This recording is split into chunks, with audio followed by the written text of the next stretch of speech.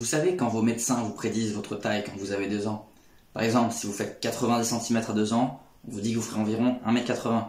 Ou encore, la formule avec la taille de vos parents. On vous dit taille de la mère plus taille du père plus 13 cm divisé par 2, ça sera la taille que vous allez faire si vous êtes un garçon. Bref, ça c'est la taille moyenne que vous êtes censé faire, mais ça ne prend absolument pas en compte tous les facteurs environnementaux. Ça veut juste dire que c'est la taille que fera la personne moyenne en fonction de sa taille initiale. Ça ne vous dit pas que si vous faites complètement n'importe quoi avec votre environnement, vous allez être plus petit, et que si vous optimisez tout, vous allez être plus grand. C'est une marge, votre taille. Vous allez être beaucoup plus petit si vous faites n'importe quoi, et bien plus grand si vous faites tout ce qu'il faut. La taille qu'on vous annonce, c'est la taille moyenne, si vous avez un mode de vie moyen comme la personne moyenne. Sauf qu'ici, on n'est pas là pour avoir un mode de vie moyen, on est là pour tout optimiser et pour avoir et atteindre son potentiel de croissance. Et donc dans cette vidéo, je vais vous parler et vous donner des techniques farfelues à base de micro-fractures et de sauts pour gagner même pas 5 cm par an. Je sais même pas si ça marche. Non, on va juste chercher à optimiser sa génétique. Et c'est déjà bien suffisant parce que tout le monde en est très loin. Donc vous serez bien plus grand que votre taille moyenne si vous pouvez appliquer ces conseils. Par exemple, si vous avez prédit 1,75 m quand vous aviez 2 ans et que vous étiez petit, vous pouvez largement faire 1,85 m si vous vous y prenez assez tôt. Alors bien sûr, si vous avez déjà 15-16 ans, vous ne pourrez peut-être pas gratter 10 cm au-dessus de votre taille moyenne. Mais tant que vous n'avez pas 20-25 ans, la taille où toutes vos plaques de croissance sont complètement soudées, vous avez tout intérêt à appliquer ces conseils pour gratter plusieurs millimètres, voire centimètres. Alors ne perdez pas de temps et appliquez ces conseils. Et même si elles sont fermées parce que vous avez plus de 25 ans, vous avez quand même intérêt à appliquer ces conseils car il y a plein d'autres bienfaits. C'est juste de la santé en général. On optimise votre santé pour donner à votre corps tout ce dont il a besoin pour grandir le plus possible à son potentiel. Et donc bien sûr que tous ces conseils sont applicables même si vos plaques de croissance sont fermées. Il y a plein d'autres avantages à les appliquer. Donc il y a 5 points importants sur lesquels vous devez vous concentrer pour optimisez votre croissance et ne traînez pas parce que plus vous attendez, plus vos plaques de croissance se ferment et donc plus vous perdez votre potentiel de croissance. Le premier truc que vous allez devoir faire, c'est d'avoir une abondance de nutriments. Votre corps a besoin de plein de nutriments spécifiques pour pouvoir construire du tissu osseux et allonger vos os. Le premier truc que vous allez devoir consommer pour avoir ces nutriments, ça va être de la viande rouge et des jaunes d'œufs. Vous aurez une abondance de fer, de magnésium, de zinc, de biotine, j'en passe et j'en passe. Je ne vais pas vous saouler, je vous dis juste les aliments que vous devez manger. Si vous ne pouvez pas consommer assez de viande rouge parce que vous n'avez tout simplement pas les moyens, rabattez-vous sur les jaunes d'œufs. Consommez au moins 5 œufs par jour minimum et ne cuisez pas les jaunes d'œufs. Il y a bien plus de nutriments quand ils sont crus, donc mangez des œufs au plat. Ensuite, deuxième aliment que vous devez manger, c'est les produits laitiers crus. Vous aurez le calcium et le phosphore dans le bon ratio qui sont essentiels à la construction osseuse. Vous aurez la vitamine K2 qui permet de bien fixer le calcium sur vos os. Et j'insiste vraiment dans les produits laitiers crus sur le lait cru parce que c'est vraiment une pépite, le lait cru qui n'a pas été pasteurisé ni chauffé. Il contient 23 des 26 micronutriments dont votre corps a besoin. Et ils sont tous accompagnés d'une enzyme qui permet d'assurer quasiment 100% de leur absorption. Il n'y a quasiment aucun aliment qui fait ça. Et bien sûr, si le lait est chauffé, toutes ces enzymes sont détruites et donc vous absorberez moins bien ces nutriments, les minéraux et les vitamines. Le lait contient aussi des graisses et des protéines de très haute qualité qui sont complètes et qui sont dénaturées par la chaleur. Donc pareil, le lait cru permet de garder une très bonne qualité de ses protéines et de ses lipides. Si le lait est chauffé, la protéine, la bêta-caséine, devient inflammatoire et elle ne va pas vous aider. C'est pour ça que le lait cru est vraiment 100 fois mieux que le lait pasteurisé. Sans compter le fait que le lait cru contient aussi l'immunoglobine, des facteurs de croissance comme l'IGF-1 qui vont littéralement servir à accélérer votre division cellulaire, dont la division osseuse. Et bien évidemment, tous ces composants, dont les facteurs de croissance, sont détruits à la chaleur. Il y a une différence de fou entre le lait cru et le lait pasteurisé. C'est à peine si je vous conseillerais de consommer du lait pasteurisé si vous n'avez pas accès à du lait cru. Vraiment, ne pensez pas consommer du lait pasteurisé est proche de consommer du lait cru sur le plan nutritionnel. Pas du tout. Le lait cru est au moins 100 fois au-dessus, mais au moins 100 fois au-dessus. Si vous pouvez vous dégoter du lait cru, c'est une pépite. Et si vous ne pouvez pas avoir accès à du lait cru car vous n'en trouvez pas, vous n'avez pas de fermier à côté, vous ne pouvez pas en trouver dans les magasins de Coop, rabattez-vous sur les fromages au lait cru. Vous pouvez trouver des fromages au lait cru dans toutes les grandes surfaces. Alors allez-y et mangez beaucoup de fromage au lait cru si vous n'avez pas accès à du lait cru. Le prochain aliment que vous devez consommer, c'est du bouillon d'os. Le bouillon d'os est très riche en certains acides aminés comme la glycine, la proline et l'hydroxyproline. Ce sont les briques essentielles à la formation du collagène, qui est la base organique de l'os. Alors votre corps peut la fabriquer, la glycine et la proline. Ce ne sont pas des acides aminés essentiels, mais cette fabrication est limitée. Donc si vous pouvez avoir une source exogène, une source extérieure, vous pourrez fabriquer, synthétiser bien plus de collagène. Et donc vous pourrez construire bien plus d'os. Et donc atteindre votre potentiel en termes de croissance. Car votre corps ne sera pas en carence de certains nutriments qui lui servent à construire des os. Et il y a un dernier nutriment qu'il vous faut, c'est la vitamine D. Et vous savez clairement où est-ce que vous la trouvez, c'est en vous exposant au soleil. Et là-dessus, il n'y a pas trop. Exposez-vous au soleil, assez au soleil. La vitamine D sert à absorber le calcium dans vos intestins et à le livrer jusqu'à vos os, à faire en sorte qu'il ne traîne pas dans vos artères. Si vous n'avez pas assez de vitamine D, vous ne pouvez pas avoir assez de minéralisation sur vos os et assez de croissance osseuse. Sans compter que la vitamine D a aussi plein d'autres avantages, notamment par exemple pour la synthèse de la testostérone et la construction musculaire, mais c'est pas le sujet. Bref, exposez-vous assez au soleil. Je vous conseille absolument pas de prendre des suppléments de vitamine D en gélule, car c'est une grosse fraude. La membrane du supplément, la gélule, elle est faite dans des composants qui sont toxiques et inflammatoires pour votre corps, comme du dioxyde de titane. Ça ne va absolument pas vous aider à grandir, car ça va créer de l'inflammation et du stress oxydatif dans votre corps.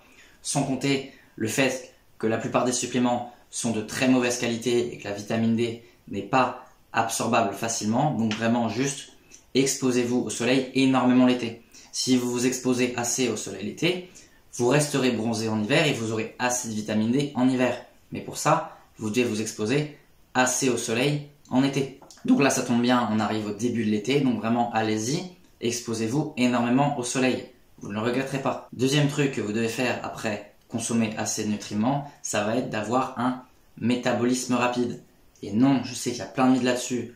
Ce n'est pas génétique si vous avez un métabolisme lent. Si vous avez un dysfonctionnement métabolique et un métabolisme lent, ça veut dire que vous n'êtes pas en bonne santé. Un être humain en bonne santé a un métabolisme rapide. Et quand vous avez un métabolisme rapide, tous les phénomènes chimiques dans votre corps se produisent plus vite. Vous divisez vos cellules plus vite. Ça vaut du coup aussi pour vos cellules osseuses. Donc vous pourrez atteindre votre potentiel de croissance. Vous devez avoir un métabolisme rapide. Pour plein de choses dans votre corps, ça va aussi vous aider à rester sec super facilement. Donc comment on fait pour avoir un métabolisme rapide? Pour avoir un métabolisme rapide, il faut s'assurer que la conversion des macronutriments comme les glucides et les lipides en ATP se fasse très efficacement. Et comment on fait pour que cette conversion soit très efficace? Premièrement, vous devez avoir assez de nutriments, consommer assez de nutriments. Donc ça rejoint la première étape, consommer les aliments que je vous ai dit. Deuxième truc que vous devez faire pour avoir un métabolisme rapide, ça va être de consommer assez de glucides. Les glucides sont un signal d'abondance pour votre corps. Si vous ne consommez pas de glucides, votre métabolisme basal ralentit. Donc n'hésitez pas à consommer au moins 300 grammes de glucides par jour. Et consommez des glucides de qualité. Évitez de consommer des féculents qui contiennent des antinutriments. Consommez principalement des fruits et du miel. Ce sont les sources de glucides les plus facilement absorbables par votre corps, qui ne contiennent pas d'antinutriments qui vont avoir un effet inverse et qui vont ralentir votre métabolisme, car ça va abîmer la machine mitochondriale. Donc les fruits sont clairement la meilleure option pour avoir ces glucides. Donc comme j'ai dit, ces glucides vont servir à booster votre métabolisme, car ils régulent à la hausse votre thyroïde, ils diminuent le cortisol, et c'est surtout vrai après les entraînements. Après avoir fait des sprints, on va voir après dans l'étape d'après, ou une séance de musculation, c'est super important de consommer des glucides, car ça permet à votre corps de faire comprendre à votre corps que c'est la fin de l'effort, et donc de faire descendre les niveaux de cortisol, et de lancer la phase anabolisante, la construction musculaire, la construction de vos os, la stéroïdogénèse, c'est-à-dire la construction de testostérone par exemple. Bref, donc c'est super important, surtout de consommer des glucides post-entraînement, et d'en consommer tout au long de la journée pour avoir le métabolisme le plus rapide possible. Prochain point, pour avoir un métabolisme rapide, vous voulez être sûr que vous ne vous entraînez pas trop. Si vous vous entraînez trop, vous mettez votre corps dans une situation de stress chronique. Et ça, ce n'est absolument pas bon pour votre métabolisme basal qui va ralentir. Car votre corps est dans une phase stressante, pas dans une phase de construction. Donc, vous ne devez pas faire plus de 3 séances de sprint, ce qu'on va voir après, et 3 séances de musculation par semaine. Grand max, ce qui va vous permettre de garder les niveaux de cortisol sous contrôle, d'avoir un métabolisme rapide, par la même occasion de prendre du muscle plus rapidement et d'être sec sans aucun effort. Les avantages d'un métabolisme rapide. 3 séances de musculation et 3 séances de sprint par semaine, c'est si vous pouvez avoir tout à côté qui est bien. Je vais prendre l'exemple de mon frère. La semaine, il est à l'internat et il ne peut pas forcément dormir suffisamment et manger l'alimentation qu'il faudrait. Donc, ce qu'il doit faire, c'est diminuer ses séances de sport. Il ne fait que 2 séances de musculation et 2 séances de sprint par semaine. Car sinon, ce serait contre-productif. Si vous faites les 3 séances de sport et les 3 séances de sprint par semaine, mais qu'à côté, vous ne dormez pas suffisamment et que vous ne mangez pas suffisamment, vous allez juste avoir le cortisol qui va monter en flèche, car votre corps n'aura pas les nutriments et le temps qu'il faut pour réparer son organisme correctement. Et donc ça oui, ça peut annihiler votre croissance. C'est pour ça qu'il y a ce mythe qui dit que la musculation peut bloquer la croissance. C'est si vous vous entraînez trop et qu'à côté, vous ne dormez pas et ne mangez pas comme il faut. Donc oui, bien sûr, si vous êtes privé de sommeil et que vous ne pouvez pas manger correctement, allez-y vraiment tranquille sur les séances de musculation et les sprints.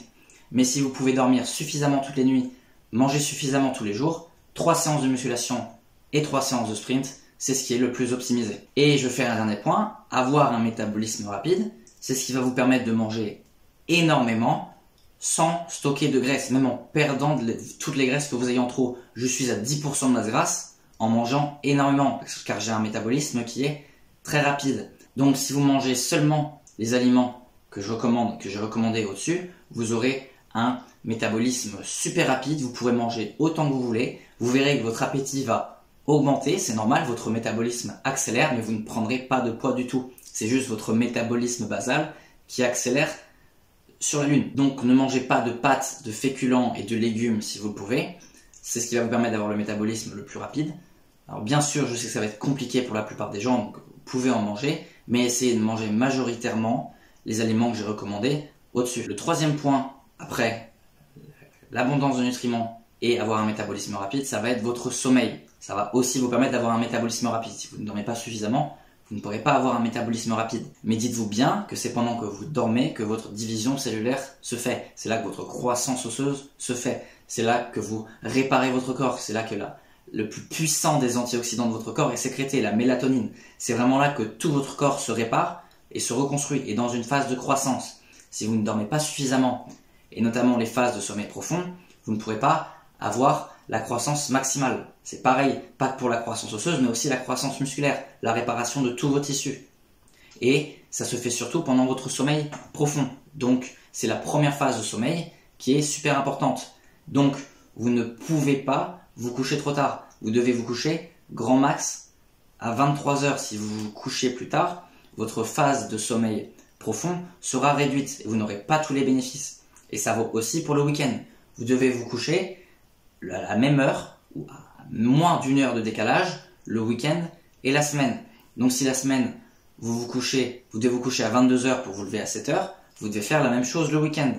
Apprenez à vivre le matin le week-end. Prochain point, ça va être d'optimiser une certaine hormone, notamment l'axe hormone de croissance, facteur de croissance d'insuline 1. Le facteur de croissance d'insuline 1, c'est l'hormone qui est la clé de la division cellulaire. C'est cette hormone qui, quand elle se fixe sur les récepteurs sur vos cellules, indique de la division cellulaire. Et ça vaut aussi du coup pour les cellules osseuses. Donc vous avez tout intérêt à avoir le plus de facteurs de croissance d'insuline 1 dans votre corps. C'est exactement ce qu'il y a dans le lait cru. Vous savez, quand je vous ai dit qu'il y avait des facteurs de croissance, c'en est un. Donc, mais ça reste une source exogène et le plus important, ça reste de maximiser votre propre production. Et donc, ce que vous devez faire, ça va être de maximiser la production d'hormones de croissance qui va ensuite pouvoir être convertie en facteur de croissance d'insuline 1. Donc, comment vous faites pour maximiser la production d'hormones de croissance? Simple, c'est pendant que vous dormez et notamment la phase de sommeil profond que l'hypophyse sécrète le plus d'hormones de croissance. Donc ça veut dire qu'au réveil, vous avez beaucoup d'hormones de croissance qui a été sécrétée. Et donc Ensuite, ce que vous allez devoir faire dès le réveil pour booster encore plus cette hormone de croissance, ça va être d'aller faire des sprints 3 fois par semaine. Les exercices intenses et très intenses boostent encore plus l'hormone de croissance, par un truc du genre 400% je crois. Donc pour faire vos sprints, super simple, vous prenez une ligne droite de 150 mètres, vous faites 6 sprints de 15 à 20 secondes avec 1 minute de pause entre chaque, c'est tout. Ça vous prend à peine 10 minutes, allez 15-20 minutes si vous devez aller à un certain endroit, mais c'est super rapide, vous n'avez pas d'excuses. Vous faites ça 3 fois par semaine et ensuite, vu que vous aurez sécrété énormément d'hormones de croissance, vous devez avoir le plus gros repas, enfin, pas forcément le plus gros repas, mais un repas anabolisant après. C'est ce qui va vous permettre de convertir cette hormone, qui va permettre au foie de convertir l'hormone de croissance en facteur de croissance d'insuline 1. L'hormone qui, je vous rappelle, sert à diviser vos tissus.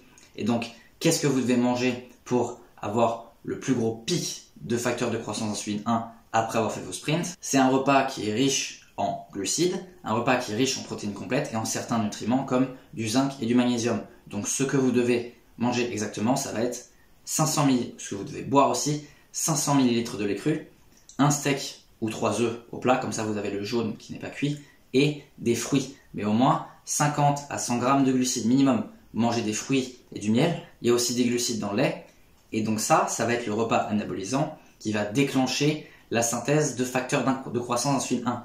Il va servir pour la construction musculaire, la division cellulaire, la division osseuse et donc votre croissance. Et donc ce repas-là, vous le faites tous les matins. Les sprints, vous le faites que 3-4 fois par semaine grand max. Et par contre, le repas anabolisant, le petit déjeuner que je vous dis, vous le faites tous les matins. C'est pas obligé d'être exactement ce que j'ai dit, mais c'est la base. Donc si vous appliquez ce conseil-là, clairement vos niveaux d'IGF-1 seront bien au-dessus que tout le monde.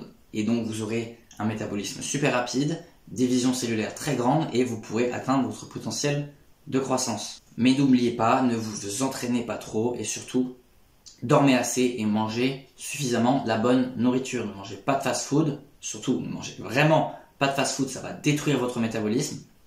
Je ne l'ai pas dit, mais oui, la malbouffe, c'est un tueur de métabolisme et vous allez avoir un métabolisme super lent, vous allez vous engraisser comme un gros porc si vous mangez de la nourriture industrielle. Donc, seulement la nourriture clean. Et si possible, la nourriture que j'ai recommandée. Et dernier point qui est aussi très important, c'est ce qui va vous permettre de garder vos plaques de croissance ouvertes le plus longtemps possible, si c'est pas super intéressant ça va être d'éviter les phyto et les xéno-œstrogènes. Ce sont des substances dans l'environnement ou industrielles qui imitent les œstrogènes dans votre corps. Et les œstrogènes dans votre corps vont conduire à la fermeture de vos plaques prématurées. C'est pour ça que les femmes arrêtent de grandir plus tôt, vers 15-16 ans max, parce que les œstrogènes conduisent à la fermeture des plaques plus rapide et à une puberté plus précoce, ce qui au bout du compte vous rend plus petit. Alors c'est complètement normal, c'est physiologique pour les femmes qu'elles soient plus petites que les hommes, mais du coup pour un homme, vous voulez absolument éviter tous ces phytos et ces xénoœstrogènes dans l'environnement qui vont littéralement vous féminiser, qui vont vous faire atteindre la puberté plus vite et qui vont du coup vous faire arrêter de grandir plus vite. Donc je vais vous dire c'est quoi les pires ennemis à éviter pour éviter tous ces phytos et ces xénoœstrogènes. Premièrement, ça va être l'eau du robinet. Elle contient des résidus de médicaments, des microplastiques, des métaux lourds et du fluor qui n'est absolument pas bon pour vos ostéoblastes. Donc vraiment, fuyez l'eau du robinet. Je préfère que vous buviez dans des bouteilles en plastique, c'est bien mieux. Il y a même moins de microplastiques dans les bouteilles en plastique que dans l'eau du robinet. Si vous pouvez, buvez dans des bouteilles en verre ou avec un filtre à osmose inversée, ça c'est le mieux. Mais si vous ne pouvez pas, juste ne buvez surtout pas l'eau du robinet ou le minimum. Ensuite, évitez tous les produits d'hygiène industriels. Ces trucs sont gavés de phtalates et de parabènes qui sont des xénoœstrogènes. C'est pas seulement mauvais pour votre croissance, c'est mauvais pour votre corps tout court. Il y a des trucs neurotoxiques là-dedans. Donc, évitez les produits d'hygiène industriels et prenez des produits d'hygiène complètement naturels. Et dernier truc aussi, qui est aussi très important, ça va être d'utiliser un filtre de douche. Il y a énormément de calcaire, de métaux lourds, comme j'ai dit, c'est de l'eau du robinet que vous vous mettez sur vous. Donc il y en a une partie, notamment par votre cuir chevelu, qui va être absorbée dans votre corps. Donc, pareil, si vous pouvez, investissez dans un filtre de douche. Vous me remercierez plus tard. Et aussi, bien sûr, c'est évident, mais ne buvez pas d'alcool. Surtout la bière. La bière est riche en un phytoœstrogène très puissant qui va littéralement détruire vos hormones et votre croissance. Donc voilà les 5 trucs que vous devez faire pour optimiser votre croissance osseuse et même si vous ne voulez pas grandir, même si vos plaques de croissance sont fermées, vous devez les appliquer car, comme j'ai dit, ce n'est que de la santé pure et vous aurez plein d'autres avantages à les appliquer. Vous ne ferez pas que atteindre votre potentiel de croissance. Ça vous permettra aussi d'être bien mieux dans votre corps, d'avoir plus d'énergie, des meilleures performances, de prendre du muscle plus rapidement, d'être sec sans aucun effort parce que vous aurez un métabolisme rapide. Bref, il y a énormément d'avantages, pas que la croissance osseuse. Et si vous voulez plus d'aide ou des exemples pour savoir exactement quelle alimentation manger, les listes de courses, le sommeil, le sport, comment optimiser ses hormones, comment perdre du poids facilement, je vous laisse aller voir ma communauté, premier lien en description, vous aurez toutes les informations qu'il vous faut pour atteindre votre santé optimale et donc votre potentiel de croissance. Je peux vraiment pas vous donner tous les détails en une seule vidéo, il y a beaucoup trop à dire. Et je suis en train, en plus sur ma communauté, de faire un guide spécifique à la croissance. Donc vraiment, je vous laisse aller voir, rejoignez. Il y aura bientôt un guide sur la croissance. Il sera peut-être même déjà sorti quand la vidéo sortira. Bref, je laisse aller voir, premier lien en description. Vous êtes gagnant. Alors, arrêtez de vous trouver des excuses et prenez votre vie en main.